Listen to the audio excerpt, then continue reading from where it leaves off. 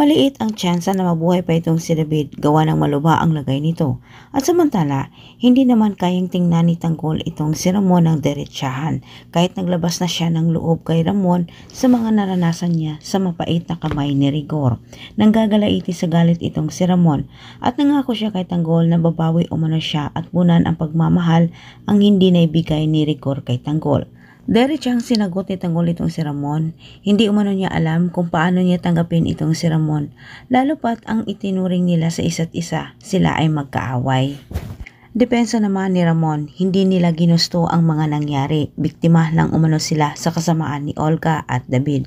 Sa kabilang banda, naglakas loob na itong si Marites na magpakita kay Rigor sa ospital para silipin itong si David. Ngunit sa puntong ito ay hindi na siya pinagbigyan ni Rigor at nagawa pa siyang pagbuhatan muli ng kamay. Sa walang pag-alinlangan, pinahuli ni Rigor itong si Marites sa mga lispo. Gawa ng tinulungan umano ni Marites ang taong may gawa sa nangyari kay David. Samantala, maraming nalaman itong si Tanggol sa mga pinagagawa ni David.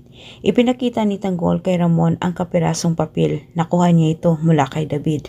Dito na napagtagpi-tagpi ni Ramon na sinadya ni David na ubusin ang mga kabalyero para kamkamin ang mga ari-arian ng mga ito. Habang may naisip namang paraan itong si Ramon para makaganti siya kay Rigor, nabulabog naman ang usapan nila ni Tanggol dahil sa pagsulpot ng mga parak na kung saan sila ay huhulihin ng mga ito. Pero si Tanggol naging handa, lalo na itong si Ramon at wala silang balak na magpahuli sa mga lispo. Bagkus tumawag itong si Ramon ng backup sa kanyang mga tauhan.